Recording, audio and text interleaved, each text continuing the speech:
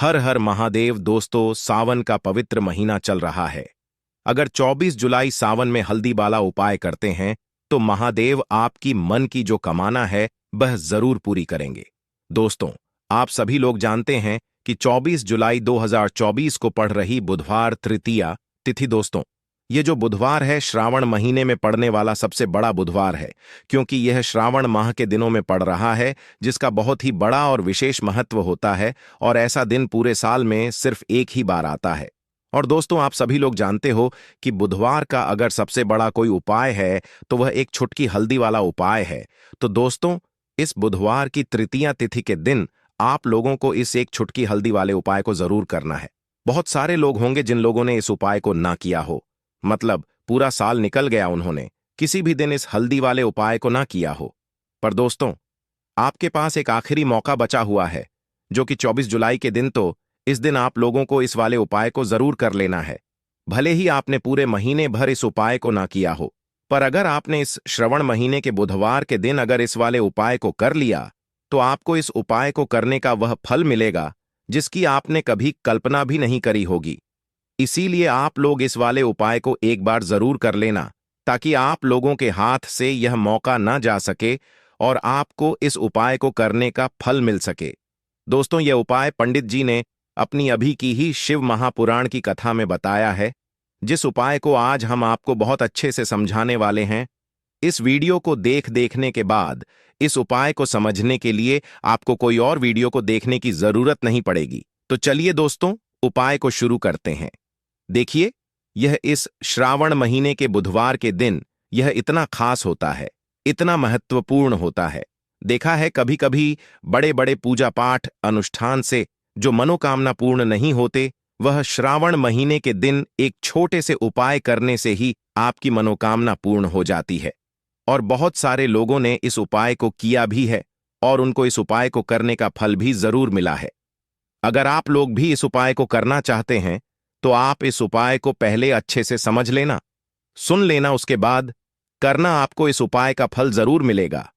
और इस उपाय को कर लेने से आपके घर में चाहे किसी भी प्रकार की दुख और समस्या क्यों ना चल रही हो, आपको उसका कारण भी नहीं पता है कि भाई यह समस्या किस कारण से चल रही है, उसका कुछ भी कारण हो सकता है, जैसे पितृदोष हो सकता है या किसी भी तरह का मंगल दोष भी हो सकता है। तो इस दिन आप लोगों को ये वाला उपाय कर लेना है। ये एक ऐसा उपाय है जिस उपाय को अगर किसी विशेष दिन पर किया जाए तो भाई उस विशेष दिन का जो है वह तो हमें मिलता ही मिलता है, पर हमने उस दिन पर इस उपाय को किया है तो हमें उससे भी बड़ा फल मिलता है, और फल बहुत जल्दी मिलता है, क्योंकि आप इस उपाय को बहुत ही बड़े और विशेष दिन पर कर रहे हो। तो चलिए अब उपाय के बारे में बात करते हैं, लेकिन उससे पहले आप लोगों को यह जानना आवश्यक है कि आखिर यह उपाय किस समय करना है, किसको करना है और कैसे करना है। तो चलिए हम आगे आपको वीडियो में एक एक करके बता देते हैं। लेकिन उससे पहले अगर आप लोग हमारे चैनल पर नए हैं तो हमारे चैनल को सब्सक्राइब कर लेना और इस वीडियो को लाइक करके कमेंट बॉक्स में श्री शिवाय नमस्तुभयम ओम नमः शिवाय जरूर लिख देना। तो दोस्तों, इस हल्दी वाले उपाय को हमें इस बुधवार के दिन कैसे करना है, किसको करना है, किस समय करना है और कहां पर करना है, यह सारे सवालों के जवाब आपको इस वीडियो में मिल जाएंगे। और जो यह वीडियो देखेगा भाई, उसको एक छुटकी हल्दी वाला उपाय जरूर करना चाहिए, क्योंकि इस दिन हल्दी का भी बहुत ही बड़ा और विशेष महत्व होता है। और जब बात आ जाए हल्दी के उपाय की तो यह सोने पर सुहागा वाली बात हो जाती है, और यह एक बहुत ही बड़ा उपाय हो जाता है इस श्रावण बुधवार का। तो अब दोस्तों, इस एक छुटकी हल्दी वाले उपाय को आखिर करना किसको है, सबसे पहले हम लोग वो बात जान लेते हैं। तो देखो, घर की जो बड़ी माताएं बहनें होती हैं, उन माताओं बहनों में से कोई भी एक बड़ी माता बहन इस वाले उपाय को कर सकती है। और दोस्तों, अगर आप चाहे तो अपने घर में से सभी सदस्यों को भी इस उपाय को करवा सकते हैं।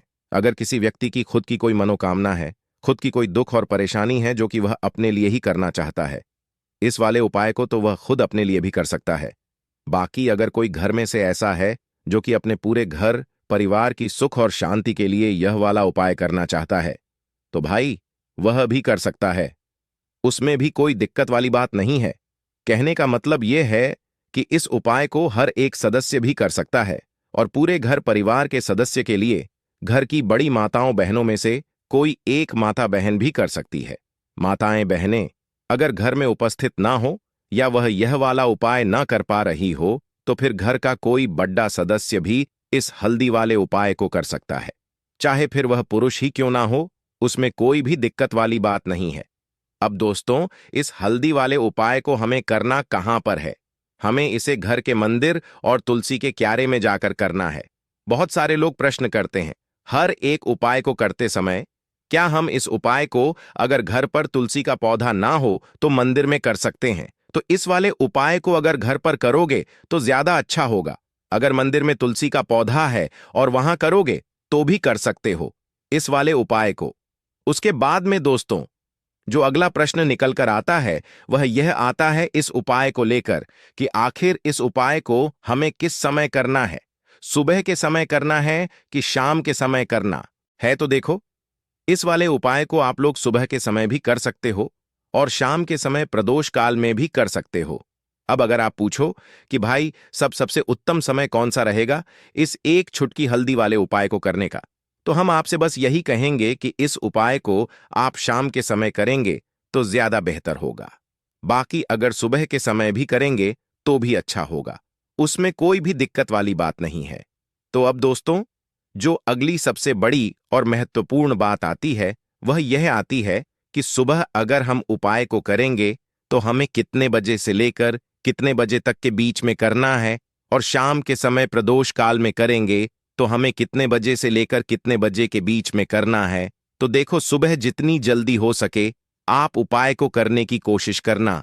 बाकी अगर किसी कारणवश लेट भी हो जाओ, थोड़ी देर भी हो जाए, तो 10 या 11 बजे तक भी आप उपाय कर लेना, पर 12 बजे से ज्यादा देर ही ना हो। ठीक है, इस बात का ध्यान रखना।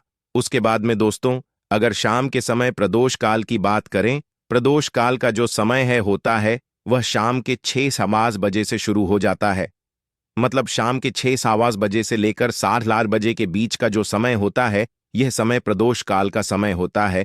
पर अभी जो मौसम चल रहा है इस मौसम में जो है शाम बहुत देरी से होती है, तो आप इस उपाय को 7 हाँ या 8 बजे के बीच में भी कर सकते हो। मतलब शाम के 6:30 बजे से रात 8 बजे के बीच में आप कभी भी इस वाले उपाय को कर सकते हो, उसमें कोई भी दिक्कत वाली बात नहीं है।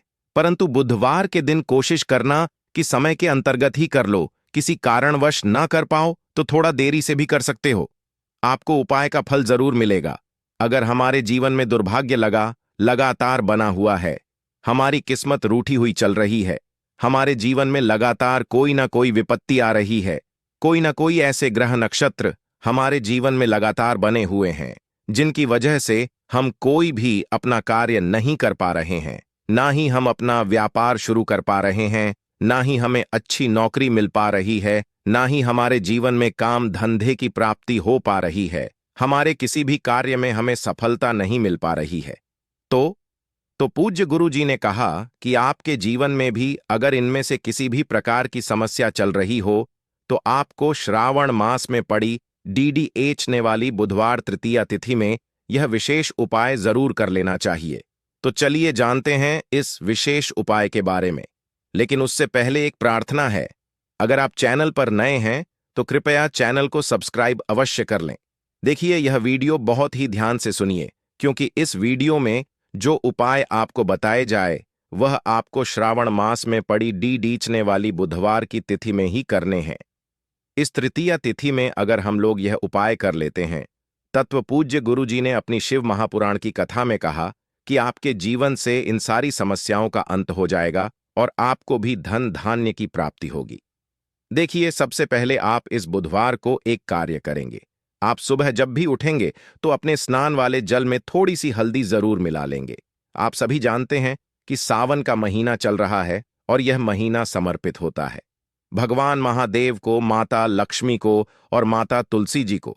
इसलिए अगर आप हल्दी वाले जल से स्नान करते हैं तो पूज्य गुरु जी ने कहा कि इससे आपका दुर्भाग्य समाप्त होता है, आपकी रूठी हुई किस्मत जागती है और आपके भी सौभाग्य में वृद्धि होती है और आपका गुरु ग्रह मजबूत होता है। अब जानते हैं गुरु जी द्वारा बताए गए पहले खास उपाय के बारे में। इस उपाय के लिए आपको 2 हरी इलायची ले लेनी है।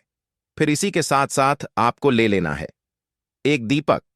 दीपक आप मिट्टी का भी ले सकते हैं, और आप अपने घर पर अगर आटा मढ़कर उसका दीपक बनाते हैं तो उसका भी दीपक आप तैयार कर सकते हैं। इस दीपक में आपको घी का इस्तेमाल करना है और साथ ही साथ लंबी रुई की बत्ती का प्रयोग करना है। देखिए, इस उपाय को बहुत ही ध्यान से समझिए, क्योंकि यह उई महादेव को भी बहुत प्रिय है और माता लक्ष्मी को भी बहुत प्रिय है। देखिए, अब सबसे पहले आप एक काम करेंगे। आप यह दीपक लेकर अपने घर के मंदिर के सामने पहुंच जाएंगे। आपके घर के मंदिर में माता लक्ष्मी की अगर कोई फोटो है, कोई प्रतिमा है, या फिर आपकी कुलदेवी की कोई फोटो है, कोई प्रतिमा है, या फिर माता रानी के किसी भी स्वरूप की कोई फोटो है, तो उनके सामने आपको यह उपाय करना है। आधा उपाय आप अपने घर के मंदिर में करेंगे और आधा शिवालय में जाकर करेंगे। इसलिए आपको यह उपाय बहुत ही ध्यान से समझना है। देखिए, अब माता रानी के सामने सबसे पहले आप थोड़े से चावल डाल दीजिए और उन्हीं चावलों के ऊपर यह दीपक रख दीजिए। इस दीपक को रखने के बाद इसमें थोड़ी सी आप पिसी हुई हल्दी डाल दीजिए। थोड़ी सी शुद्ध पिसी हुई हल्दी इस दीपक में डाल दीजिए। उसके बाद आप यह दीपक प्रज्वलित कर दीजिए और वहीं दीपक के सामने बैठकर, यानी माता रानी के सामने बैठकर, आप कम से कम 11 बार या 21 बार या 51 बार या 108 बार, जितना भी आपके पास टाइम हो उतनी बार आप ओम महालक्ष्मी नमः इस मंत्र का स्मरण कर लीजिए। मंत्र का स्मरण करने के बाद आपके पास जो 2 हरी इलायची है, उनमें से एक हरी इलायची आपको इसी दीपक में डाल लेनी है और माता लक्ष्मी से प्रार्थना कर लेनी है कि मेरे जीवन में जो धन धान्य की कमी चल रही है, मेरे जीवन में जो सौभाग्य में वृद्धि नहीं हो पा रही है, दुर्भाग्य लगातार बना हुआ है, तो आपके जीवन में धन से संबंधित जो समस्या चल रही है उसको दूर करने के लिए माता रानी से प्रार्थना कर लेनी है। फिर इसके बाद आपको यह दूसरी हरी इलायची और थोड़ा सा शहद लेकर पहुंच जाना है शिवालय। देखिए, यह उपाय आप शाम के समय में ही करेंगे। शिवालय पहुंचने के बाद इस दूसरी हरी इलायची को आप शहद में डुबो लेंगे। चारों तरफ से इस हरी इलायची में शहद लगा लेंगे और फिर यह हरी इलायची आपको शिवलिंग के ऊपर समर्पित कर देना है।